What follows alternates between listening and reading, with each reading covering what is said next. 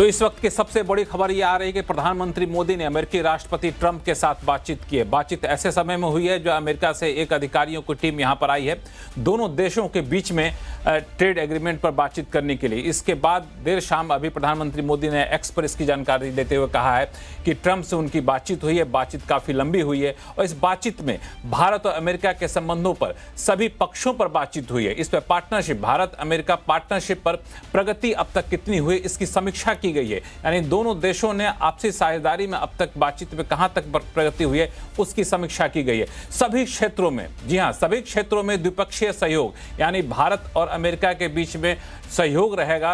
अब तक बढ़ने पर जो कदम उठाए गए हैं उस पर दोनों पक्षों ने संतुष्टि जताई है। सभी क्षेत्रों में द्विपक्षीय सहयोग बढ़ने पर संतुष्टि जताई है। ट्रेड हो, टेक हो, एनर्जी हो, डिफेंस हो, चाहे सिक्योरिटी हो, इस सभी पर दोनों नेताओं ने आपस में अपने अपने विचार साझा किए, अपनी क्या इच्छाएं हैं, क्या अपेक्षाएं हैं, इस पर विचार साझा किए। साझा जो चुनौतियां हैं, यानी ऐसी चुनौती जो अमेरिका के ऊपर भी है, ऐसी चुनौती जो भारत के ऊपर भी है, और उन चुनौतियों पर कैसे आगे बढ़ना है। जो साझा हित हैं, ऐसे काम, ऐसे कदम जो दोनों के लिए हितकारी हों, दोनों के फायदे में हैं, उस पर काम करने पर सहमति बनी है। जी हां, अब तक की सबसे बड़ी खबर निकलकर सामने आ रही है कि दोनों देशों के नेताओं के बीच में, प्रधानमंत्री मोदी और अमेरिकी राष्ट्रपति ट्रंप के बीच में फोन पर बातचीत हुई है और बातचीत में साझा चुनौतियों और साझा हितों पर, यानी दोनों देशों में जो हित का काम होगा उस पर काम किया जाएगा, इस पर सहमति बनी है। क्षेत्रीय इंटरनेशनल डेवलपमेंट पर बातचीत हुई है और क्षेत्रीय इंटरनेशनल डेवलपमेंट कई सारे मायने, इसका अंदाजा आप लगा सकते हैं। इस पर दोनों देशों के नेताओं के बीच में बातचीत हुई है। वैश्विक शांति, स्थिरता के लिए समर्थन देते रहेंगे, ये यहाँ पे बातचीत हुई है। ये बातचीत के अपने मायने काफी महत्वपूर्ण है। ऐसे समय बातचीत हुई है जब दोनों देशों के बीच में ये संभावना जताई जा रही थी कि बहुत जल्द दोनों देशों के बीच में ट्रेड एग्रीमेंट होगा। ऐसे समय बातचीत हुई है जब अमेरिका से अधिकारियों की टीम 2 दिनों से बाहर दिल्ली में है और दिल्ली में उद्योग मंत्रालय के अधिकारियों से मुलाकात हुई। 2 दिनों तक बैठक हुई, उसके बाद विदेश सचिव के साथ ये बैठक होती है और बैठक के बाद आज शाम तक ये बैठक चलती रहती है और फिर प्रधानमंत्री मोदी की तरफ से ये बयान आता है कि उनकी ट्रंप से बातचीत हुई, जो साफ तौर से इशारा करता है कि दोनों देशों के बीच में कारोबारी समझौते को लेकर के जो बायलैटरल ट्रेड एग्रीमेंट की बात हम लोग कर रहे हैं उस पर कोई ना कोई ठोस प्रगति हुई है, तभी प्रधानमंत्री मोदी और डोनाल्ड ट्रंप के बीच ये बातचीत हुई। इस पूरे बातचीत को कैसे देखा जाए और इस बातचीत के बाद अब दोनों देशों के बीच के रिश्ते को किस तरह से देखा जाए, इस पर आज हम करेंगे आवाज अड्डा में खास चर्चा। नमस्कार, मैं हूं लक्ष्मण राय और चर्चा में शामिल हो रहे हमारे साथ विशेष मेहमान पूर्व विदेश सचिव एम्बेसडर शशांक साहब हैं, जीटीआरआई के फाउंडर अजय श्रीवास्तव जी हैं, एईपीसी जो अप्रैल एक्सपोर्ट प्रमोशन काउंसिल है उसके सेक्रेटरी जनरल मिथिलेश्वर ठाकुर साहब हैं। ये पहले कई बार ट्रेड नेगोशिएशन में काफी महत्वपूर्ण भूमिका निभा चुके हैं उद्योग मंत्रालय में रहते हुए। द न्यू इंडियन के एडिटर इन चीफ आरती टिक्कू सिंह है हमारे साथ। आप सही मेहमानों का बहुत बहुत स्वागत है हमारे शो में। शुरुआत मैं करूंगा शशांक सर आपसे कि प्रधानमंत्री मोदी और ट्रंप के बीच ये बातचीत और बातचीत के बाद जिस तरीके से डिटेलिंग निकल कर सामने आई है, खुद प्रधानमंत्री ने अपने एक्स पर पोस्ट करके बताया कि किस तरह से हर पक्ष पर, हर मुद्दे पर बातचीत हुई है और सहमति जताई गई कि दोनों देशों के हित में जो काम होगा उस पर जो हम काम कर रहे हैं, कदम उठा रहे हैं, उस पर संतुष्टि भी जताई गई है। क्या संकेत देते हैं?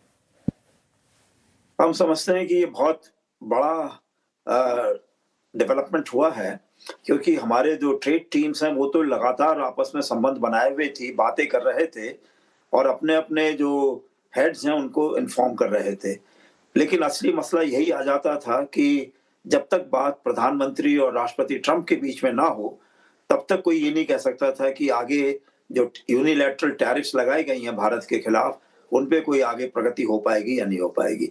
तो हमको जो इस तरीके से सब बातें हुई हैं, स्ट्रेटेजिक भी, डिफेंस ओरिएंटेड भी, इंडो पैसिफिक की भी और क्रिटिकल टेक्नोलॉजीज की, ट्रेड की, तो मुझे लगता यह है कि काफी आगे बात चली है। लेकिन अब हमको देखना ये होगा कि अमेरिका ने जो अपनी तरफ से एक तरफा टैरिफ्स लगाए थे उसमें उनका क्या असेसमेंट है। क्या वो चाहते हैं कि इसको कुछ कम किया जाए और ऐसी स्थिति बनाई जाए कि भारत फिर से अपने भारत की जनता के अंदर, भारत की लीडरशिप के अंदर ये भावना है कि अमेरिका हमारा एक अच्छा स्ट्रेटेजिक पार्टनर देश है और हमारे जो ट्रेड पॉलिसीज हैं, हमारी जो इकोनॉमिक पॉलिसी है उनके खिलाफ काम नहीं करेगा।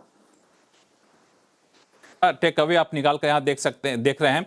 आरती टिक्कू सिंह, आप कैसे देख रहे हैं इस पूरे बातचीत को, चूंकि बातचीत ऐसे समय में हो रही है जब खबरें ये आ रही थी कि अमेरिका के राष्ट्रपति ट्रंप के ऊपर अमेरिका के भीतर से काफी ज्यादा आवाजें उठनी शुरू हो गई कि आपकी विदेश नीति की वजह से भारत से हमारी दूरियां बढ़ती जा रही हैं। कई सारे उनके सेनेटर के बयान भी निकलकर सामने आए पिछले 24 घंटे में, और अब जाकर के ट्रंप और मोदी के बीच बातचीत।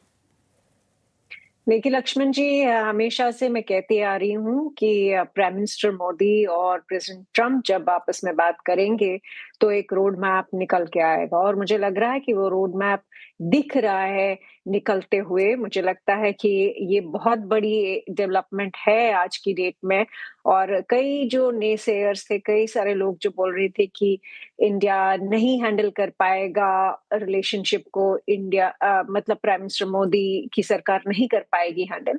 मुझे लगता है कि आज की डेट में यूएस भी मानता है। इनफैक्ट यूएस के जो ट्रेड रिप्रेजेंटेटिव जेमसन ग्रीर है, उन्होंने भी कहा कि India is a tough nut to crack, लेकिन इंडिया और यूएस की जो ट्रेड डील है वो आगे बढ़ रही है। इसका मतलब है कि सबसे बड़ा जो मैं कहूंगी कि कंक्लूजन जो ड्रॉ कर सकते हैं वो ये कि प्राइम मिनिस्टर मोदी, जिसको इनफैक्ट प्रेसिडेंट ट्रंप ने खुद कुछ साल पहले, आपको याद है जब वो हिंदुस्तान के दौरे पे आए थे 2020 में, उस वक्त भी कहा था कि prime minister Modi tough negotiator है। और प्राइम मिनिस्टर मोदी ने भी पिछले एक साल में कई सारे स्टेटमेंट्स दिए कि वो भारत की आत्मनिर्भरता, भारत का जो स्ट्रेटेजिक इंटरेस्ट है, भारत का जो नेशनल इंटरेस्ट है, उसको प्रोमिनेंस देंगे, प्रायोरिटी देंगे। और उस हिसाब से इसीलिए काफी समय लगा है इस ट्रेड डील को पनपने में, इस ट्रेड डील को फॉर्मलाइज होने में, क्योंकि लगातार प्राइम मिनिस्टर मोदी ने ये भी कहा है, आपको याद होगा, कि वो कई चीजों पे कॉम्प्रोमाइज नहीं करने वाले हैं। एग्रीकल्चर खासकर वो पेजेंट्स और फार्मर्स को लेकर कॉम्प्रोमाइज नहीं करने वाले हैं। और ये सारी जो उनकी इस मामले में आपके प्रायोरिटी पास लिस्ट आगे है चलकर कि भी इंडिया, आऊंगा, हाँ, आगे चलकर मैं आऊंगा, एक क्विक रिएक्शन में ले लूं बाकी दो मेहमानों के साथ।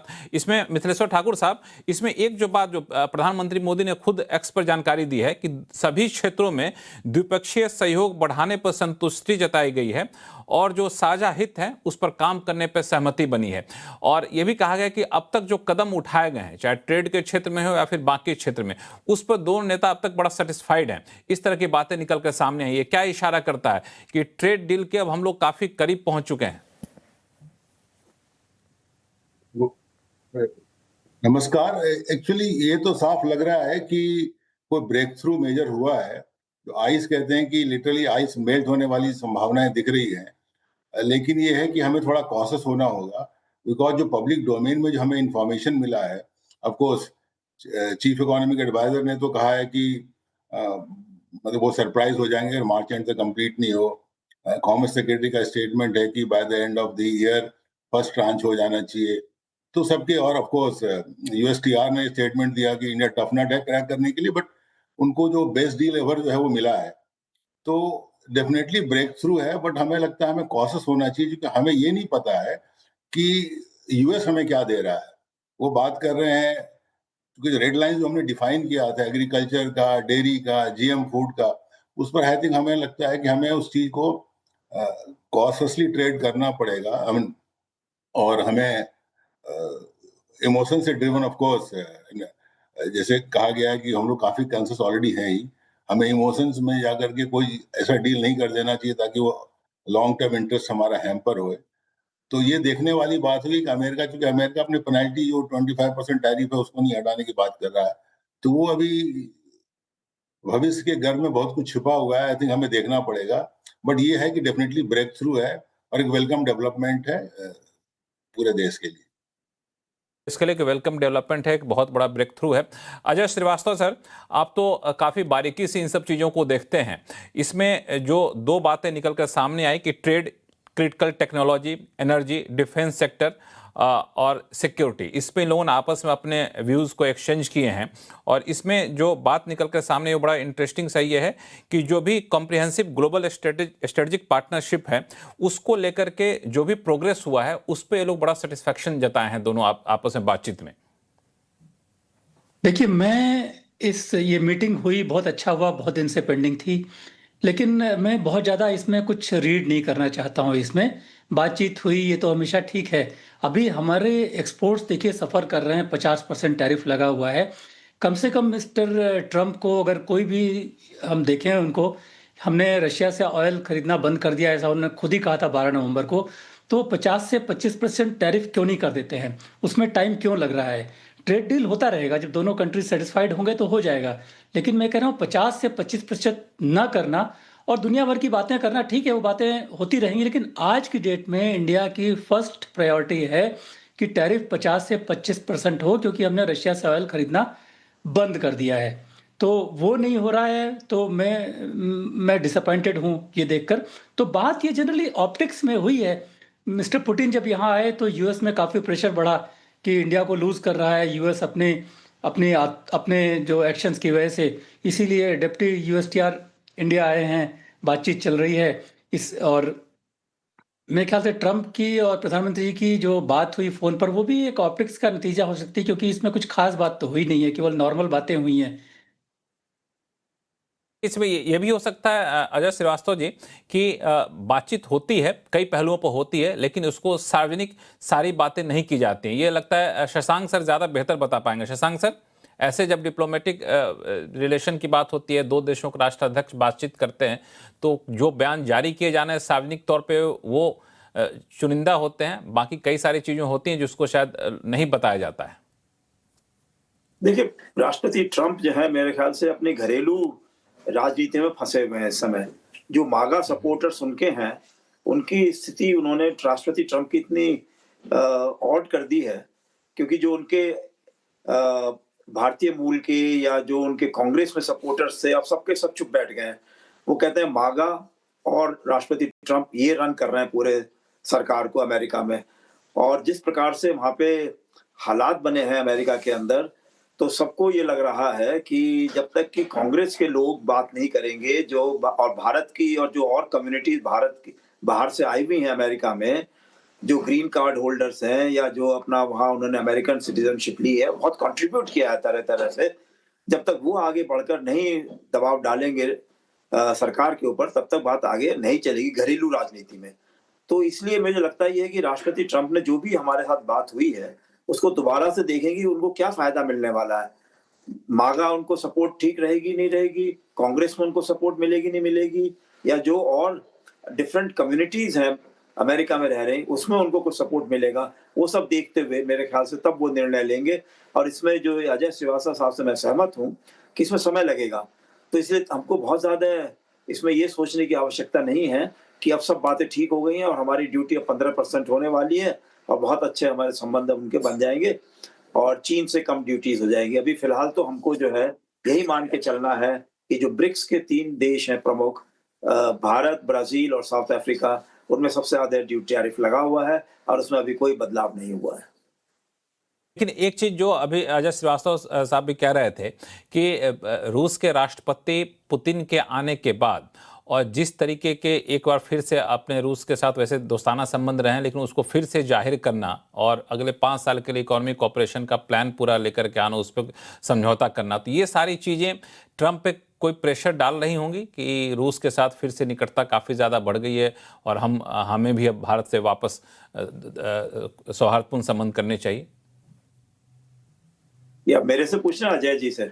जी जी जी, शशांक साहब आपसे पूछ रहा हूँ मैं। जी, मेरा ऐसा मानना है कि हमको समझाना पड़ेगा, राष्ट्रपति ट्रंप को पता नहीं कितना समझा पाए हैं कि रूस के और भारत के रिश्ते ऐसे हैं कि द्विपक्षीय तो हैं ही हैं, और साथ ही साथ यूरेशिया में हम लोगों को साथ में मिलकर चलना इसलिए बहुत जरूरी है कि लॉन्ग टर्म रिलेशनशिप जो है चाइना, रूस और भारत की यूरेशिया में एक तरीके से ऐसी बैलेंस की रखनी है ताकि चाइना जो आगे बढ़ती हुई शक्ति है वो एशिया के मुल्कों के ऊपर ज्यादा हावी ना हो जाए। इसमें अमेरिका अपनी तरफ से जो काम करेगा सो करेगा, लेकिन इसमें रूस और भारत की भी बहुत बड़ी भूमिका होने वाली है और भारत उसको समझाना चाहेगा अमेरिका को, ताकि अमेरिका ये ना समझे कि ये यूक्रेन की वजह से सब कुछ हो रहा है और रूस ने जो है भारत के साथ में मिलके वहां से हथियार लेगा और यूक्रेन को और तंग करेगा। तो मुझे लगता है ये है कि जो नेटो के अंदर इस समय थोड़ा सा आपस में डिविजन्स आए हैं, वो देखना ये होगा कि वाकई में डिविजन्स हैं या ये सब ये ऊपर-ऊपर की बातें हैं और अंदर से अमेरिकन्स जो है अपने हथियार बेचना चाहते हैं नेटो को, जिसके लिए वो पैसा नहीं देना चाहते हैं। वो कहते हैं यूरोप वाले पैसा दें। पहले 2% की बात करी थी जीडीपी का, अब कहते हैं 5% अपना जीडीपी का खर्च करें और यूरोप वाले पैसा दें। लेकिन उन्होंने ये सब आइडेंटिफाई कर रखा है कि नेटो कंट्रीज के पास जो भी हथियार होंगे वो सब अमेरिकन हथियार ही होंगे। अमेरिकन ही जो है उनके सारे टेक्निकल स्पेसिफिकेशंस देंगे उनके। तो इसलिए थोड़ी समझने की बात है। मुझे मालूम नहीं है कि कहाँ तक बात आगे बढ़ेगी, लेकिन लगातार जो बातें हुई हैं राष्ट्रपति में, ट्रंप में और हमारे प्रधानमंत्री जी में, मुझे लगता है इससे काफी कुछ इससे उनको आइडिया मिला होगा कि रूस के साथ में हमारी दोस्ती ऐसी है कि वो अमेरिका के खिलाफ नहीं है। ये हमारी दोस्ती अपने लिए हमारे बहुत महत्वपूर्ण है। ये दोस्ती हमारे अपने लिए काफ़ी ज़्यादा महत्वपूर्ण है, ये शायद संकेत यहाँ पे मिला होगा। आरती टिक्कू सिंह, मैं थोड़ा सा स्पेसिफिक अब जाऊँ, चूँकि ये बातचीत प्रधानमंत्री मोदी और ट्रंप के बीच में जो हुई है उसके मोटे मोटे माने तो हम लोग निकाल लिए यहाँ पे, लेकिन जो हालात का जिक्र हम लोग कर रहे थे कि यूएस में जो बने हुए हैं ट्रंप के पॉलिसी की वजह से, और नवंबर के आखिर तक डील होने की उम्मीद जताई जा रही है दोनों पक्षों की तरफ से, अब डील में थोड़ी सी देरी हो रही है। तो जो भारत अपना रेड लाइन दिया हुआ था, भारत अपने रेड लाइन से आपको लगता है कि ऐसे माहौल में कोई कंप्रोमाइज करेगा कि नहीं, उसी पे टिका रहेगा? देखिए, मुझे पूरा भरोसा है कि भारत के प्रधानमंत्री और भारत के जितने भी मंत्री यूएस के ट्रेड रिप्रेजेंटेटिव से बात कर रहे हैं, वो सारी की सारी 360 डिग्री व्यू लेंगे, क्योंकि यूएस के साथ हमारा एक पुराना संबंध है, लेकिन वो अनरिलायबल जो यूएस रहा है पास्ट में, उसकी वजह से कई सारी शंकाएं हैं, कई सारे डाउट्स हैं, कई सारे कह सकते हैं कि रेड लाइंस जो हमारी होनी चाहिए, वो पूरी की पूरी इंडियन टीम जो है मेरे ख्याल से वो ड्रॉ करनी चाहिए और की भी होंगी। क्योंकि देखिए, यूएस का एक तो पाकिस्तान को जो सपोर्ट रहा है और उसमें हम लोगों को नुकसान काफी भुगतना पड़ा है। हमने अक्सर बात की है क्रॉस बॉर्डर टेररिज्म की, हमने अक्सर बात की है कि इनफैक्ट इवन आज की डेट में जनरल आसिम मुनीर को भी जो शय मिल रही है यूएस से, उस पे भी हमारी कई सारी चिंताएं हैं। और साथ ही साथ बिल्कुल शशांक जी ने सही कहा कि रशिया के साथ जो रिलेशनशिप इंडिया का है वो पुराना है, वो बहुत स्ट्रांग है और वो स्ट्रेटेजिक है। उसमें मुझे नहीं लगता है कि किसी भी यूएस के जो प्रेसिडेंट है उनको आपत्ति होनी चाहिए, क्योंकि पूरे एशिया में जो बैलेंस ऑफ पावर है और चाइना की वजह से जो आपत्ति नहीं होगी, एक साइकोलॉजिकल प्रेशर रहेगा कि चलो रशिया के साथ जो है, जिस रशिया को हम लोग बॉयकॉट करने की कोशिश कर रहे हैं यूक्रेन वॉर की वजह से, वो जाकर के भारत से नजदीकियां बढ़ा रहा है, वो भारत जिससे हमने दूरी बना ली, तो एक प्रेशर, साइकोलॉजिकल प्रेशर बन रहा होगा इसमें कि नहीं? देखिए, साइकोलॉजिकल प्रेशर तो बिल्कुल कि प्रेसिडेंट पुतिन यहाँ पे आए और प्राइम मिनिस्टर मोदी ने उनको जो वेलकम दिया और जिस तरह की ट्रेड डील उनके साथ की है, बिल्कुल एक वो तो मुझे लगता है कि डिप्लोमेसी का एक अच्छा मूव भी है और उसी तरह से डिप्लोमेसी होनी चाहिए। और साथ ही साथ मैंने कहा कि हमारी जो टीम है, हम इंडिया की जो रिप्रेजेंटेटिव टीम है, उसमें पीयूष गोयल जी भी है और बाकी लोग भी है, उनको वो रेड लाइंस ड्रॉ करनी बहुत जरूरी है यूएस के लिए, क्योंकि रशिया के साथ हमारी एक डिपेंडेबल, एक रिलायबल रिलेशनशिप रही है, पास्ट में हिस्टोरिकली रही है। और यूएस के साथ कई सारे इश्यूज हैं, वो एड्रेस करने ही पड़ेंगे यूएस को भी। अगर हम global comprehensive global strategic partnership की बात कर रहे हैं, तो जितने भी इश्यूज हैं जो मिसट्रस्ट के हैं, जो डाउट के हैं, वो कहीं ना कहीं एड्रेस होने चाहिए, ताकि आने वाले फ्यूचर में पूरे जियोपॉलिटिकल जो वर्ल्ड ऑर्डर चेंज हो रहा है, उसमें इंडिया की जो रिलेशनशिप यूएस के साथ होनी चाहिए वो डिपेंडेबल होनी चाहिए। इसलिए इनफैक्ट मैं इसके साथ भी एग्री करती हूँ कि हमको कॉशियसली यहाँ से जितने भी स्टेप्स हम ले रहे हैं वो कॉशियसली उठाने चाहिए, क्योंकि इंडिया के इंटरेस्ट, नेशनल इंटरेस्ट जो है, वो सबसे ज्यादा इम्पोर्टेंट हमारी तरफ से ऑब्वियसली होने चाहिए। बिल्कुल, ये सही कह रहे हैं। थोड़ा सा हमें सतर्क होकर यहाँ पर रहना चाहिए। मिथिलेश्वर ठाकुर साहब, ये हम लोग बातचीत ऐसे समय में कर रहे हैं जब पिछले 2 दिन से यूएस के ट्रेड रिप्रेजेंटेटिव जो है यहाँ पर आए हुए हैं, यूएस के डिप्टी टीआर आए हुए हैं, उनके साथ टीम आई हुई है।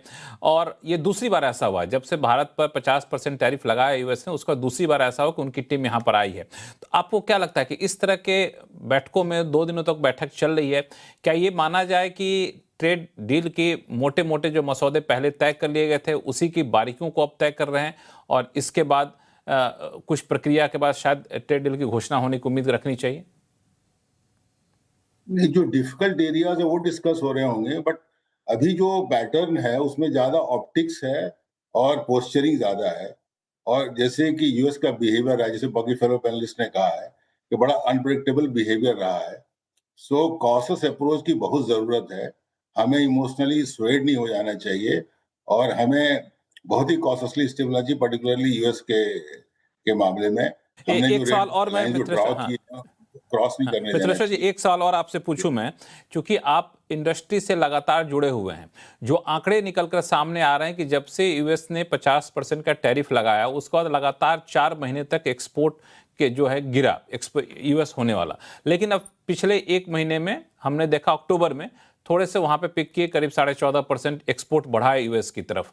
तो ये कहां से बढ़ना आ रहा है? क्या वापस से क्लाइंट जो बड़ी ड्यूटी की वजह से चले गए थे वो फिर से ऑर्डर देना शुरू कर दिए, या फिर कोई बीच का रास्ता निकलना शुरू हो गया है?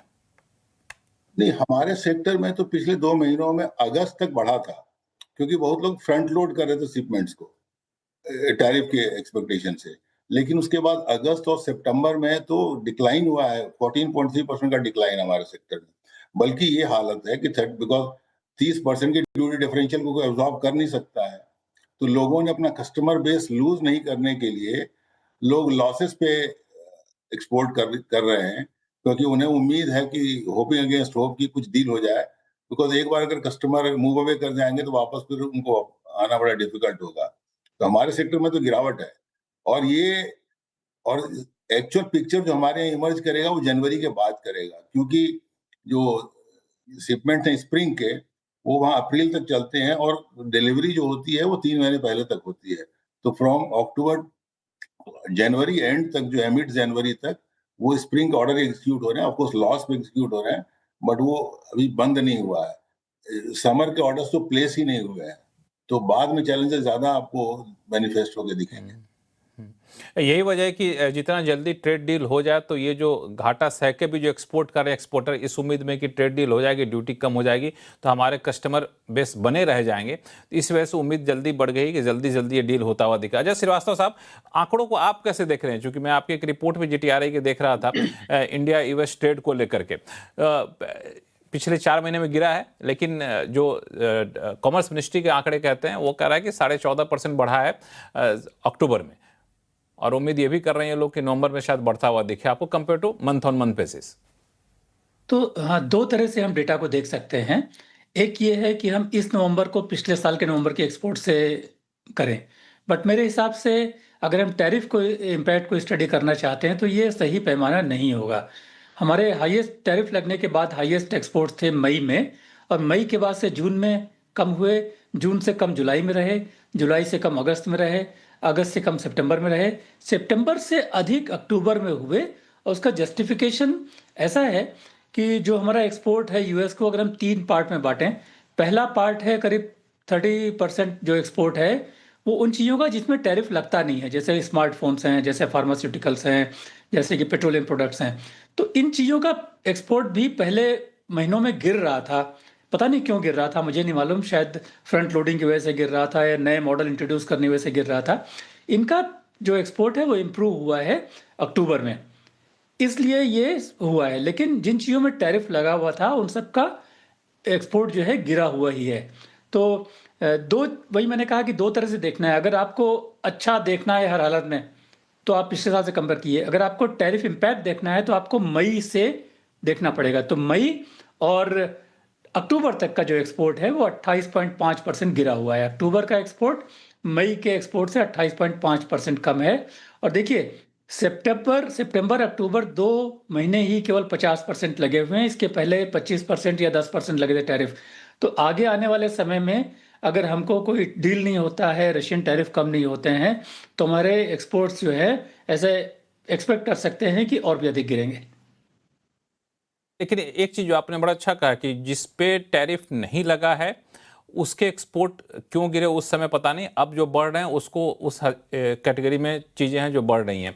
दूसरा और ये कि आप टैरिफ के इम्पैक्ट को देखना है तो ईयर ऑन ईयर देखना है कि मंथ ऑन मंथ देखना है, ये आप तय कर लीजिए तो उस हिसाब से इसका आकलन कर सकें। लेकिन एक बात जो आपने पिछले सवाल के जवाब में कहा था उस पर मैं चाहता हूँ थोड़ी सी चर्चा कर लूँ कि जब इतनी बातचीत हो गई कि सौहार्दपूर्ण संबंध ही बन गए, हमने रशिया से ऑयल खरीदना ही बंद कर दिया, लगभग बंद कर दिया है, तो रशिया के तेल खरीदने के एवज में जो हमें 25% के एडिशनल टैरिफ लगाए गए थे, 25% अतिरिक्त ड्यूटी लगाया था यूएस ने, उसको क्यों नहीं वापस कर रहा है? शशांक सर, ये क्या वापस नहीं करके प्रेशर टैक्टिक माना जाए इसको यूएस की तरफ से?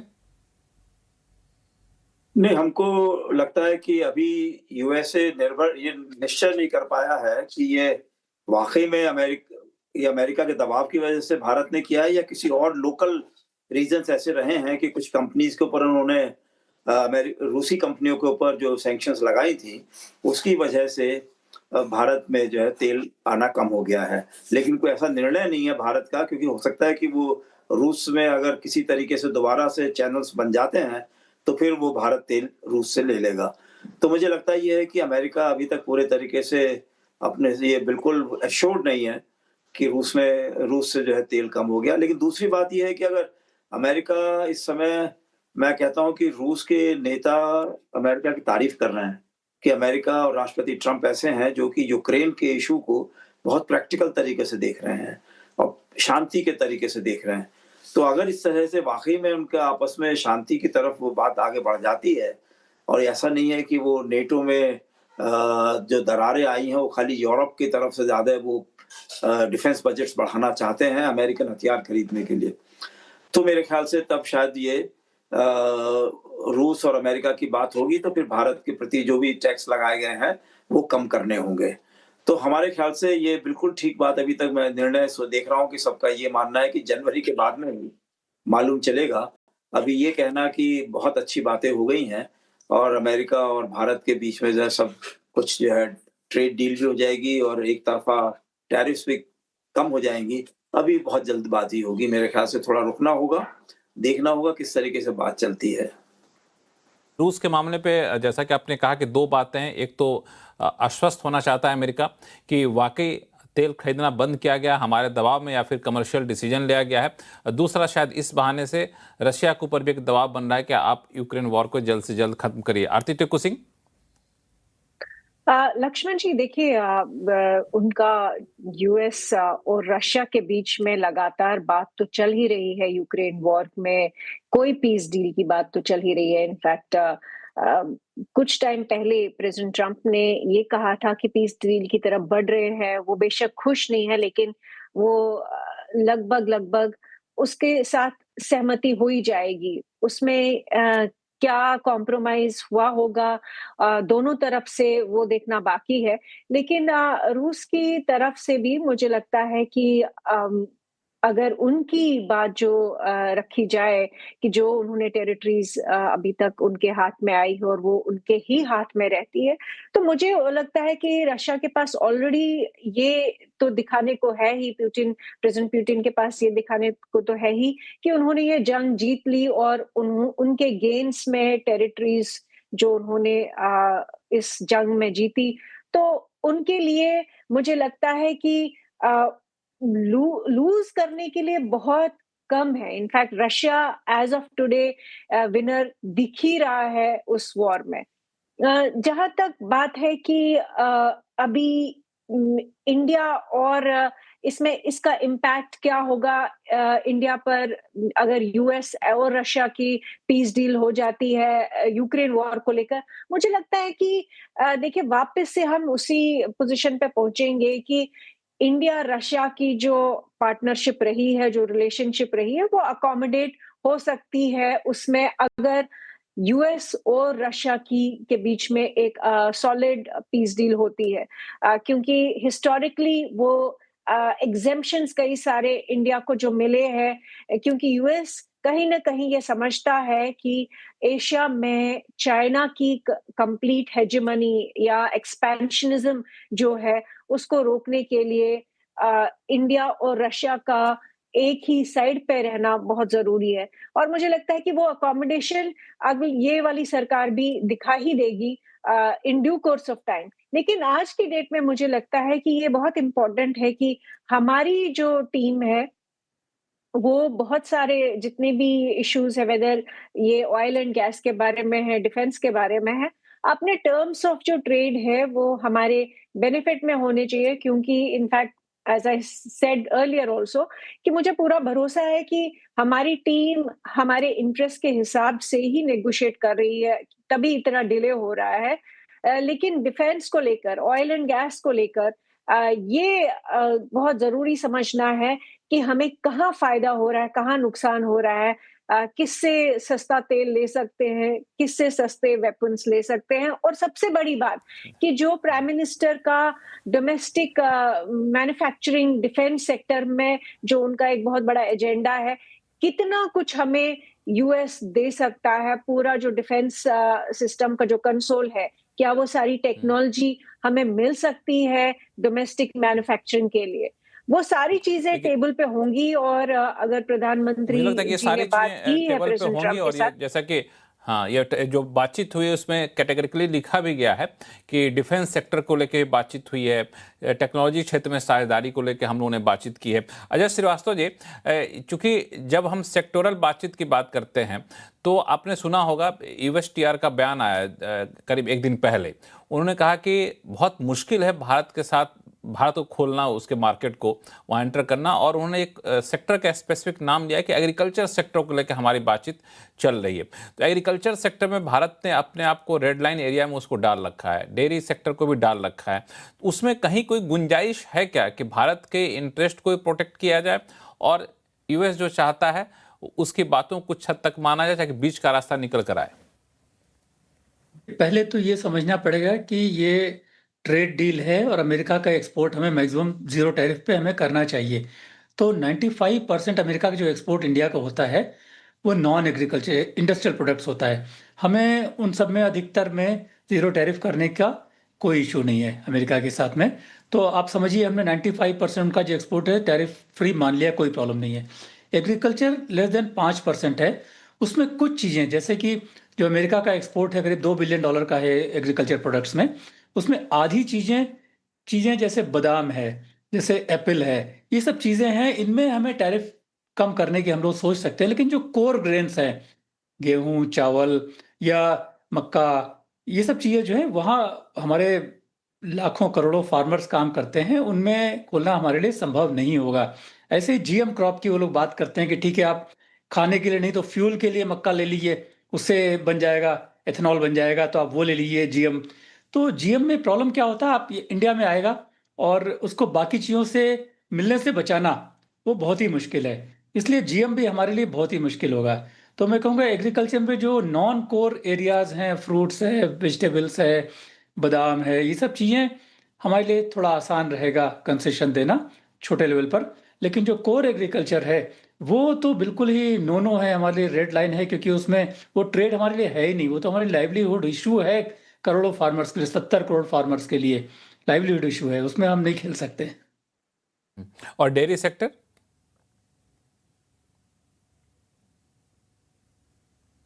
अजय श्रीवास्तव जी, आप ही से पूछ रहा हूँ, डेयरी सेक्टर में क्या कहाँ गुंजाइश आपको दिख रही है? तो डेयरी सेक्टर में देखिए बात टैरिफ के अलावा बाकी बातें भी हो रही हैं। वो ये कह रहे हैं कि इंडिया जो नॉन टैरिफ बैरियर्स लगाता है डेयरी के ऊपर वो साइंटिफिक नहीं है। वो क्या स्पेसिफिक उदाहरण क्या देते हैं? वो उदाहरण देते हैं जैसे हम कहते हैं कि अगर आप हमें बटर एक्सपोर्ट करना चाह रहे हैं तो इंडिया कहता है कि अगर बटर उस काऊ के मिल्क से आया है जिस काऊ को खाने में आपने दूसरी काऊ का मांस दिया है तो भाई हम लोग अलाउ नहीं करेंगे। यूएस कहता है ये अनसाइंटिफिक है। तो हम कहते हैं अनसाइंटिफिक हो तो हो, लेकिन हमारी कल्चरल सेंसिटिविटी है, एक काऊ को दूसरे काऊ का मीट आप कैसे दे सकते हैं? तो ये बहुत बड़ा इशू है डेयरी सेक्टर में, जो कि उन्होंने अपोज किया है हमें। तो इसलिए डेयरी में तो हमारा फंडामेंटली प्रॉब्लम है। प्रोडक्ट की बात तो बाद में आएगी, पहले तो ये हम सॉल्व कर लें। तो मेरे हिसाब से ये सब कल्चरल वो तो सेंसिटिविटी बड़ा की चीजें हैं। पॉलिटिकल रिस्क भी होगा, ये तो सोशल होगा। रिस्क के अलावा देखिए, हम पॉलिटिशियन की बात नहीं करें, हम अपनी बात भी करें। एज ए कल्चरल आपको कैसा लगेगा? मार्केट में कैसा? बिक रहा है, आपको सोचिए कैसा लगेगा। तो ये यूएस को बिल्कुल थोड़ा ये कल्चरली सोचना पड़ेगा। एक चीज प्रैक्टिक आपको और बताएं, करीब 20 साल पहले मैड काउ डिजीज हुई थी यूरोप में। मिलियंस ऑफ काउज को स्लॉटर किया गया था, क्योंकि they fed the internal organs of other cows. तो उनके दिमाग में एक डिजीज पैदा हो गई और मिलियंस ऑफ काउज को कल किया गया था। तो हम क्यों उस रास्ते जाएं? लेकिन तो US has to be sensitive. वो हमसे ट्रेड डील कर रहा है, ट्रेड डील बराबरी की चीज होती है। आप अपनी चीजें थोप थोड़ी सकते हैं, और आप कुछ भी वर्ड्स यूज करेंगे उसके लिए। आपको थोड़ा सा व्यवहारिक होना पड़ेगा, क्यों शशांक बिल्कुल। साहब? नहीं, व्यवहारिक की बात यह है कि अमेरिका देखता है अपने रिश्तों को कि किस तरीके से चीन के ऊपर हावी होना है, रूस के ऊपर हावी होना है, और उसमें जो है भारत अगर हमारे साथ बन सकता है तो भारत के ऊपर भी हावी होना है। इसलिए ताकि अगर चीन ने मार्केट अपना खोल रहा है तो भारत को खोलना पड़ेगा, क्योंकि चीन में भी 1.4 बिलियन लोग हैं, भारत में 1.5 बिलियन है। तो वो इस हिसाब से देखते हैं, अरिथमेटिक लगाते हैं। पता नहीं कहाँ से सीखी है उन्होंने अरिथमेटिक। तो वो कल्चरल चीजें जो हैं, जो इस उसको तरह की कंसिडर बातें, नहीं करते। भावना है, वो नहीं समझते हैं वो इन चीजों को। जी वो इन चीज़ों को नहीं समझते, लेकिन भारत की तो चीज़ें बड़ा क्रिटिकल रहती हैं यहाँ पे। मिथिलेश्वर ठाकुर साहब, एक मुद्दा और है, वो है कि बार बार सरकार इस बात पर जोर दे रही है और कहा भी जा रहा है कि यूएस के साथ ठीक है, हम लोग ट्रेड डील कर रहे हैं, बातचीत आगे बढ़ा रहे हैं, लेकिन पैरेलल हम लोग अलग अलग रास्ते खोल रहे हैं। कई देशों के साथ हम फ्री ट्रेड एग्रीमेंट पर बातचीत कर रहे हैं, कुछ एक के साथ साइन भी हो गया, यूरोप जैसे के साथ साइन होने के कगार पर हम लोग पहुंच चुके हैं। तो ये जो मार्केट डाइवर्सिफिकेशन है, फ्री ट्रेड एग्रीमेंट है, ये सब चीज़ें कितना है कि यूएस के शॉक को एब्जॉर्व कर सके? नहीं, यूरोप का बहुत बड़ा मार्केट है। अगर हम अपने सेक्टर की बात करें तो यूरोप का सबसे बड़ा market, almost 192 billion US dollar का ग्लोबल इंपोर्ट है अप्रैल में। अमेरिका का तो कुछ 80 बिलियन डॉलर का है। तो Europe can more than compensate the losses that we have here, मतलब the market that we have lost. But point है कि हमारा चूंकि 33% ऑलरेडी शेयर है, तो वो हम लूज क्यों करना चाहें। लेकिन यूरोप में दूसरी कठिनाई है। यूरोप और यूके तो क्या है कि अभी हम लेवल प्लेइंग फील्ड में नहीं थे, क्योंकि बांग्लादेश, कंबोडिया, वियतनाम, ये सभी को टैरिफ एक्सेस था, फ्री जीरो ड्यूटी एक्सेस था यूरोपियन यूनियन वगैरह में। उसके चलते उन्हें एक अनफेयर एडवांटेज था, जो इस एफटीए के बाद हमें लेवल प्लेइंग फील्ड मिल जाएगा और विद इम्प्रूव्ड मार्केट एक्सेस हम बहुत कुछ कर सकते हैं। बट वहाँ एक दूसरी तरह की समस्या इमर्ज हो गई है। ईयू में एक बड़ा कॉम्प्लेक्स आर्किटेक्चर हो गया है सस्टेनेबिलिटी रेगुलेशंस का। ESPR, CS-DDD, CSRD, ये सब जो कंप्लायंसेस हैं, चूंकि ये सब जो लेबर इंटेंसिव सेक्टर है वो लार्जली MSME ड्रिवन है, इनके पास रिसोर्सेज अवेलेबल और वो एक्सपर्टीज नहीं है कि इमीडिएटली वो सारे सस्टेनेबिलिटी रिलेटेड रेगुलेशंस को कंप्लाई कर पाए। इसलिए ये इनका कंप्लायंस और कॉस्ट बर्डन सडनली बढ़ जाएगा। तो वो एक मेजर चैलेंज है, इसको नॉन टैरिफ बैरियर के रूप में देखा जा रहा है इस इंडस्ट्री के लिए।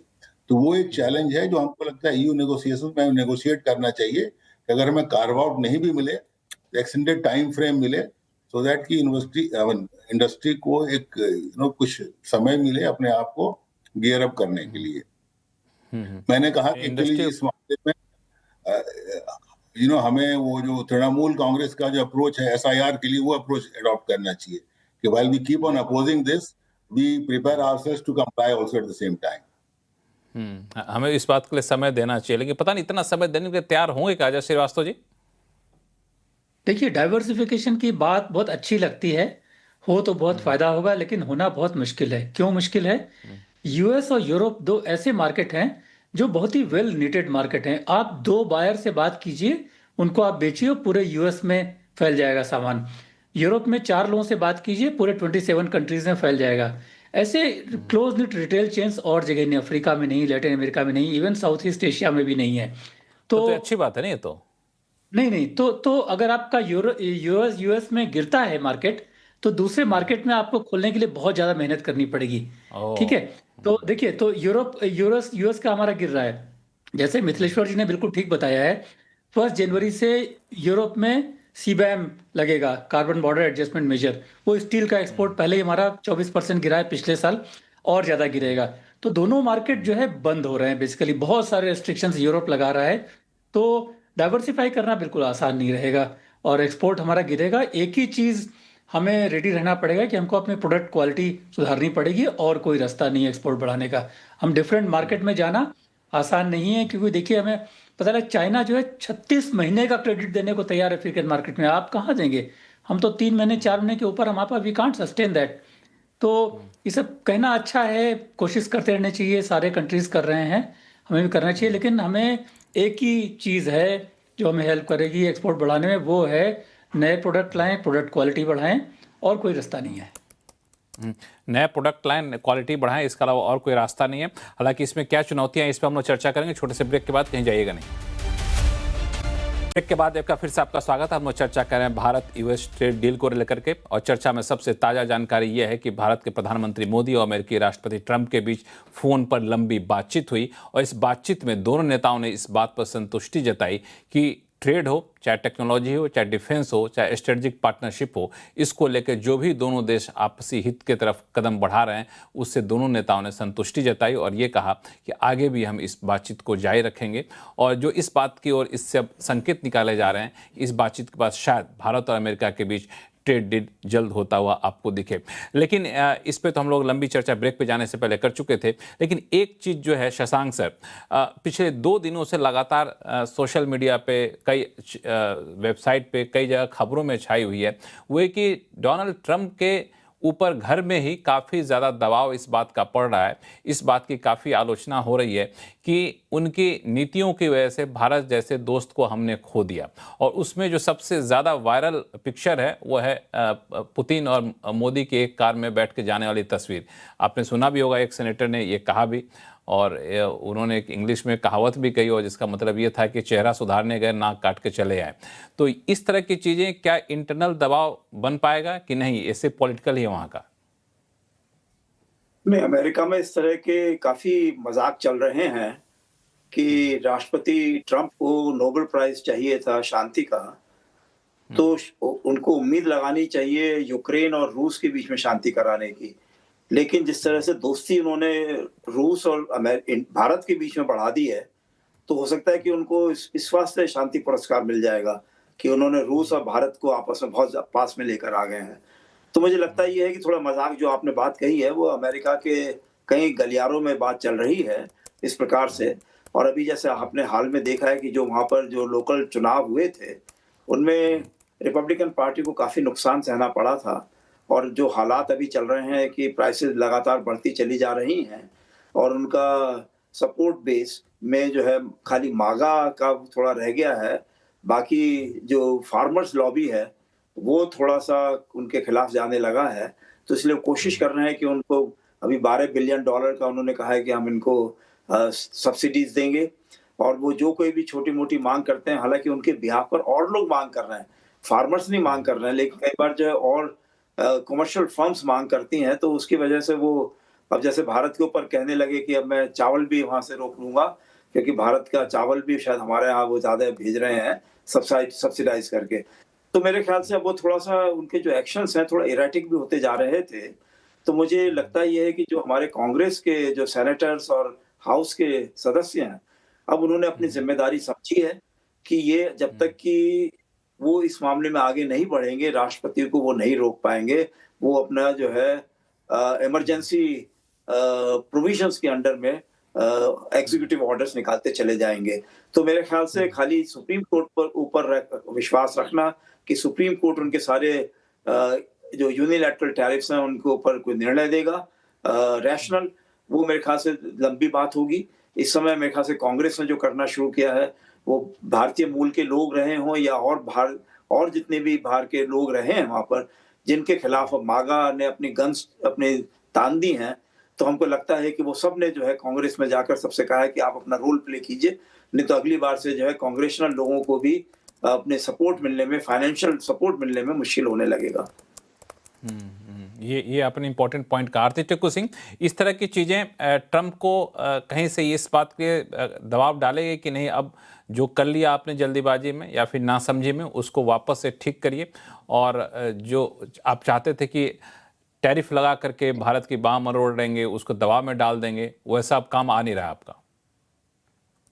देखिए, बिल्कुल कई सारी चीजें प्रेसिडेंट ट्रंप पे भी वे करेंगी, स्पेशली मागा जो है, मागा का जो बेस है वो उनसे नाराज है। इनफैक्ट चार्ली कर्क के असैसिनेशन के बाद जो मागा बेस में डिस्ट्रस्ट बना है, वो एफबीआई को लेकर हो या अंदर की सीक्रेट सर्विस को लेकर हो, सीआईए को लेकर हो, सारे डाउट्स की वजह से, और पूरा जो मागा बेस है उसमें बहुत सारे सवाल खड़े हो रहे हैं कि प्रेसिडेंट ट्रंप की जो एडमिनिस्ट्रेशन है वो वाकई अमेरिका फर्स्ट वाकई मानती है इस बात को कि नहीं मानती है। क्योंकि एक धक्का जो लगा है उसकी असैसिनेशन, और चार्ली कर्क, आपके दर्शकों के लिए बता दूं कि चार्ली कर्क सबसे बड़ा इन्फ्लुएंसर पूरा मागा का जो यूथ है, मागा के जो लोग हैं जिनको वो एड्रेस करता था, इन्फ्लुएंस करता था, उसकी हत्या से एक बहुत बड़ा सेटबैक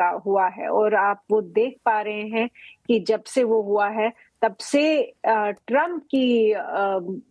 ट्रंप की एडमिनिस्ट्रेशन ही नहीं, पूरे इनफैक्ट प्रेसिडेंट ट्रंप पे भी सवाल खड़े हो रहे हैं। इसलिए दबाव बना है। और दूसरा, मैं ये भी आपको आपके दर्शकों के लिए याद कराऊं कि प्रेसिडेंट ट्रंप ने जो वीजा रिजीम में, इनफैक्ट इंडिया के कई सारे लोग H1B पे जो जाते थे बच्चे, उनकी जो फीस उन्होंने इंक्रीज की है और ऑलमोस्ट इम्पॉसिबल बनाया है कई सारे बच्चों के लिए कि वो यूएस की जो टेक इंडस्ट्री है, जो कि मैक्सिमम जो है इंडियन बच्चों की वजह से, इंडियन टेक फोर्स की वजह से चल रही है, उनके लिए मुश्किल बना दी। तो बहुत सारी बातों पे उनको भी कहीं ना कहीं रिव्यू करना पड़ेगा। और ये लग रहा है कि इंडिया की जो मैं कहूंगी पिछले कुछ 1 महीने 2 महीने में जिस तरह की नेगोशिएशन चली, जिस तरह की डिप्लोमेसी चली, वो कहीं ना कहीं वो दबाव बनाएगी। और लग रहा है कि प्रेसिडेंट ट्रंप जो है वो रिव्यू करेंगे, कुछ वो रिट्रैक्ट भी कर सकते हैं, इसमें कोई बड़ी बात नहीं है। प्रेसिडेंट ट्रंप, आपको याद होगा, पहले तो उन्होंने ये कहा था H1B वीजा को लेकर कि रिट्रोस्पेक्टिवली वो जो फीस है वो अप्लाई होगी, लेकिन बाद में कुछ दबाव, डिप्लोमेटिक दबाव कह सकते हैं, वो बना, और उसकी वजह से डिप्लोमेटिक दबाव दूसरा कि उनके ऊपर व्यवहारिक दबाव ही बना कि जो आप ये कर रहे हैं उससे बहुत काम चलेगा नहीं, उल्टा आपको नुकसान होगा, ये भी एक था। और ये एक होप जग रहा है कि ट्रेड डील होगी, बाकी चीजें होंगी, लेकिन जिस तरीके का आक्रामकता उन्होंने ट्रंप ने शुरू में दिखाया था वो अब धीरे धीरे नरम पड़ेगा, नरम पड़ने के संकेत भी यहाँ मिलने शुरू हो गए। मिथिलेश्वर ठाकुर साहब, चूंकि आपके सेक्टर को लोग लगातार ट्रेवल करते होंगे, आप लोग खुद वहाँ के क्लाइंट से बातचीत करते होंगे, इस तरह कुछ सेंस मिल रहा है क्या?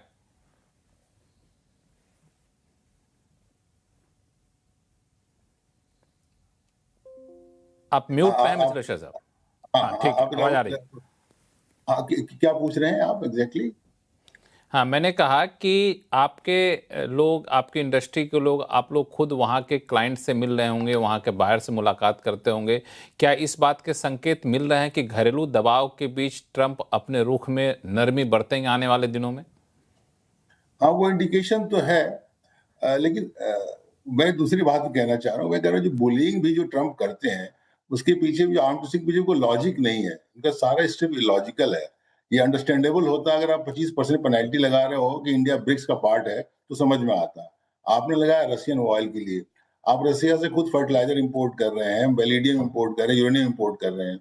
यूरोपियन यूनियन के सारे जहाँ हेडक्वार्टर है नाटो का, वो कंट्री इंपोर्ट कर रहा है एनर्जी, स्पेन कर रहा है, फ्रांस कर रहा है। तो सारी चीजें इतनी इलॉजिकल है।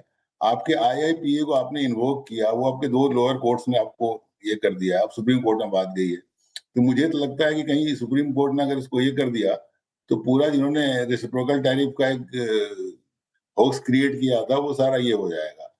तो हमें वही लगता है कि हमारी समझ है कि डोमेस्टिक प्रेशर तो ऑफ कोर्स माउंट हो रहा है प्रेजेंट पे, लेकिन हमें बड़ा कॉशियस अप्रोच लेना चाहिए और गंगो नहीं होना चाहिए। बिल्कुल। अच्छा श्रीवास्तव जी, ये सुप्रीम कोर्ट वाला माजरा क्या है, कितने आप होपफुल हैं इससे? वहां से राहत मिल गई तो क्या ट्रंप अपने फैसले को वापस ले लेंगे?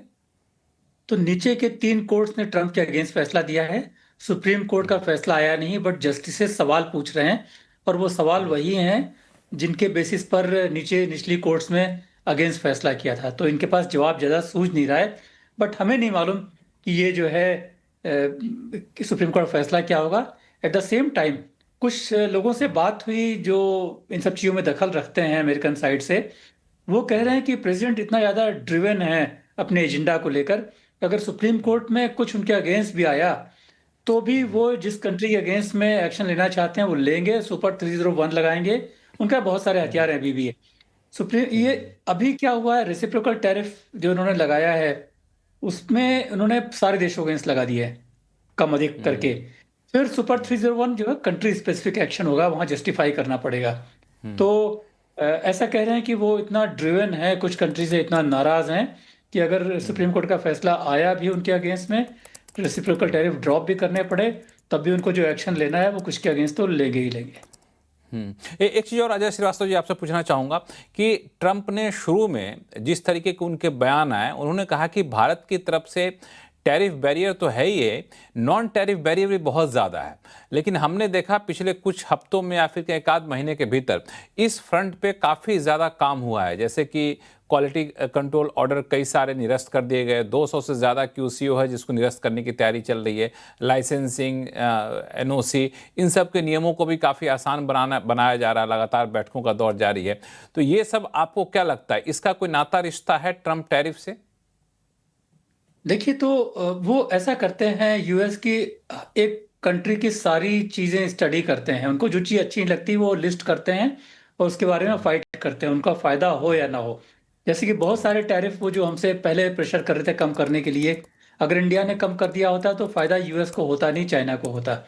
इसी तरह नॉन टैरिफ बैरियर में बहुत सारी चीज़ें जो है ज़रूरी हैं हेल्थ के लिए, जैसे कि ये जो हमने डेयरी की बात की, उनका जो रिस्ट्रिक्शन है वो भी उसको नॉन टैरिफ बैरियर ही कहते हैं। और अगर आप ये QCO का हमारे डिसीजन की बात करें या और भी चीज़ हमने रिफॉर्म्स की बात करें, तो देखिए QCO हमने बहुत जल्दी में लगाए थे पिछले 5-6 सालों में, और बहुत ही फास्ट हमने हटा दिए। मैं पर्सनली खुश नहीं हूँ इतना फास्ट हटाने से। उससे क्या होता है ना कि जो हमें कई जगह सोच के काम करना होता है। अदरवाइज क्या होगा, आप जो एक बैरियर लगे हुए थे, प्रोटेक्शन था, एकदम से चला गया है तो फायदा किसको होगा? यूएस को नहीं होगा, वो चाइना से इंपोर्ट बढ़ेंगे इन सब चीज़ों के हमेशा। इसलिए हमें, जैसे कि गावा कमेटी ने कहा कि हटा दो, उसके बाद में इंडस्ट्रीज से कंसल्टेशन करना चाहिए था, मिनिस्ट्रीज जो कंसर्न है उनसे कंसल्टेशन करना चाहिए था, उसके बाद में हमको देखना था, उसके बाद में हटाना था। QCO कुछ नुकसान कर रहे थे हमको, लेकिन सडनली एकदम से डिसमेंटल करना QCO रजीम को, 20% QCO रजीम को, वो मुझे लगता है धीरे धीरे होना चाहिए था। अदरवाइज वो थोड़ा नुकसान ही होगा हमें, फायदे की बजाय। ये थोड़ा सा नुकसान होगा, लेकिन जो बाकी के जो QCO के अलावा जो नॉन टैरिफ बैरियर थे उसमें भी बहुत सारे रिलैक्सेशन दिए जाते हैं। इन सब चीज़ों को कितना गंभीरता से लेगा शशांक साहब यूएस? नहीं, देखिए, यूएस तो इस समय ऐसा लगा हुआ है कि वो चाहता है कि भारत जो है अपने मार्केट को स्ट्रीमलाइन करे और अमेरिका के जो है एक्सपोर्ट्स को पूरा मौका मिले भारत में आने के लिए, और 0% टैरिफ पे चाहता है वो। और जो चीन से उनको नहीं मिल पा रहा है, वो कहता है कि चीन तो खैर हमारा एडवर्सरी है, भारत हमारा मित्र बनने के दावा करता है, तो भारत को मित्रता दिखानी चाहिए। तो वही हाल उन्होंने यूरोप का कर रखा है। वो कहते हैं कि यूरोप हमारा मित्र है, तो यूरोप को जो है ज्यादा पैसा खर्च करना चाहिए अपने डिफेंस के ऊपर और हमारे हथियार खरीदने चाहिए ज्यादा। तो मेरे ख्याल से ये मैं मानता हूं, क्योंकि इस समय चीन ने जो है $1 ट्रिलियन का अपना सरप्लस कर रखा है ट्रेड में। वो कोई वजह खाली ये नहीं है कि भारत ने अपना मार्केट चीन को खोल के दे दिया है, वो ये मसला है कि उनके प्रोडक्ट्स जो है सभी देशों में जा रही हैं, और वो देशवासी सोचते हैं कि अगर वो एडवर्स ट्रेड बैलेंस है तब भी उनको चीन से खरीदना चाहिए। तो क्यों ना हम वो बात जो है अपना इस तरह का माइलेज ले सकें कि भाई हमको भी जो है हमारे लोग बाग जो है और देश वाले कहें कि नहीं, ये क्वालिटी अच्छी है, प्राइस अच्छी है, तो हमको जो है भारत की चीज जरूर लेनी चाहिए, चाहे इसमें हमको ज्यादा लंबा क्रेडिट मिल रहा है या नहीं मिल रहा है। तो क्रेडिट अगर नहीं दे पा रहे हैं तो हम उनको जो है वहाँ पे कोई लोकल इन्वेस्टमेंट्स वगैरह के लिए या कोई और स्किल डेवलपमेंट के लिए या हेल्थ के लिए या और चीज़ों में, ऐसे हम एजुकेशन के फील्ड में जो हमारे यूनिक सेलिंग पॉइंट्स हैं उनको हम यूज़ कर सकते हैं। अब वो हमको करना चाहिए। और अमेरिका में तो मुझे खैर अब लगता ये है कि है ये कि जो हाल के जो कदम हैं, चाहे क्वालिटी कंट्रोल ऑर्डर को हटाना या फिर कायदे कानून को आसान करना, ईज ऑफ डूइंग बिजनेस की तरफ कदम बढ़ाना, इसके अलावा दूसरे देशों में मार्केट को तलाशना, फ्री ट्रेड एग्रीमेंट को बढ़ावा देना, ये सारी चीज़ें बहुत दिन से ड्यू थी। अब ये धन्यवाद दीजिए कि ट्रम्प साहब के इस टैरिफ की वजह से सारी चीज़ें हम लोग जल्दीबाजी में कर रहे हैं, और जल्दीबाजी में करना ही पड़ेगा क्योंकि हालात ऐसे हो चुके हैं। तो मुझे याद आया कि एक बार हमारे शो में आरती टिक्कू सिंह जी ने कहा था, एक समय आएगा जब हम लोग एक थैंक यू नोट लिखेंगे ट्रम्प के लिए। तो मुझे लगता है कि बहुत जल्द वो समय आने वाला, उस समय आएगा तो आरती आपसे मैं वापस जुड़ूंगा। और आप सभी मेहमानों का बहुत बहुत धन्यवाद हमारे साथ शो में हिस्सा लेने के लिए, अपना कीमती समय देने के लिए। आवाज़ अड्डा में फिलहाल इतना ही। देखते रहिए CNBC आवाज़। नमस्कार।